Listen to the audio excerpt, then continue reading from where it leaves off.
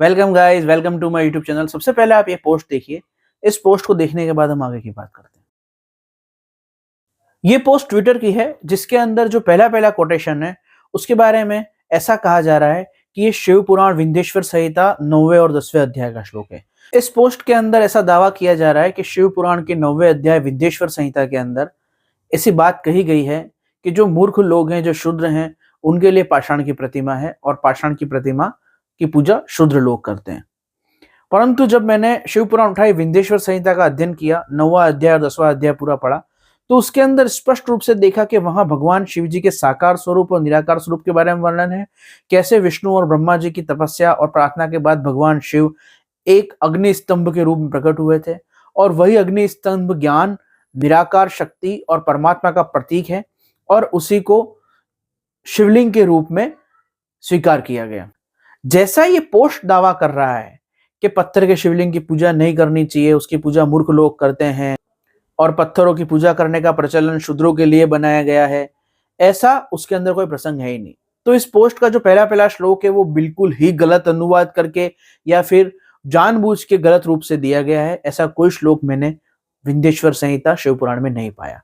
दूसरा जो इसके अंदर पोस्ट के अंदर श्लोक उद्धृत किया गया है वो ज्ञानार्णव तंत्र से किया गया है और ज्ञानार्णव तंत्र का जो श्लोक है वो ऐसा कहता है कि मिट्टी, पत्थर, धातु आदि की प्रतिमा को ईश्वर जो मानते हैं, उसकी पूजा करते हैं, उनको कभी शांति नहीं मिलती। ये श्लोक ज्ञानार्णव तंत्र में पहले से है और ये बात सत्य है। परंतु इसके पूर्व में भी कुछ श्लोक हैं और इसके बाद में भी कुछ श्लोक हैं।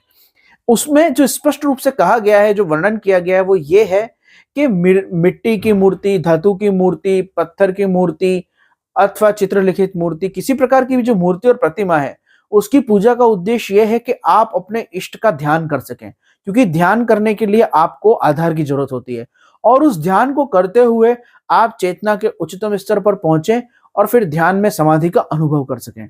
तो उसके अंदर कहा गया है कि जो प्रतिमा की पूजा है, जो द्रव्यमय यज्ञ है, उस द्रव्यमय यज्ञ से आपका जप करना, स्तुति पाठ पूजा करना ज्यादा पुण्यदायक है, ज्यादा लाभदायक है। स्तुति पाठ पूजा करने से अधिक लाभदायक है कि आप भगवान के नाम का जप करें। उससे अधिक लाभदायक है कि आप मानसिक पूजा करें, अर्थात आंखें बंद करके जो पूजा आप बाहर करते हैं वही मूर्ति की पूजा मन में करें, ध्यान लगा के। और उससे भी अधिक लाभदायक है ध्यान करना, और उस ध्यान के अंदर भी अधिक लाभदायक है जप युक्त ध्यान करते हुए समाधिस्थ होना। तो इस प्रकार से ज्ञानार्णव तंत्र के अंदर जब ये श्लोक आता है तो उसका उद्देश्य मूर्ति पूजा का खंडन करना नहीं है, बल्कि उसके सहारे चेतना के अंतस्थल तक पहुंचकर, चेतना के ऊंचे शिखर पर पहुंचकर सर्वव्यापक ईश्वर के साकार अथवा निराकार स्वरूप का अनुभव करना है, जिसके लिए ध्यान आवश्यक है।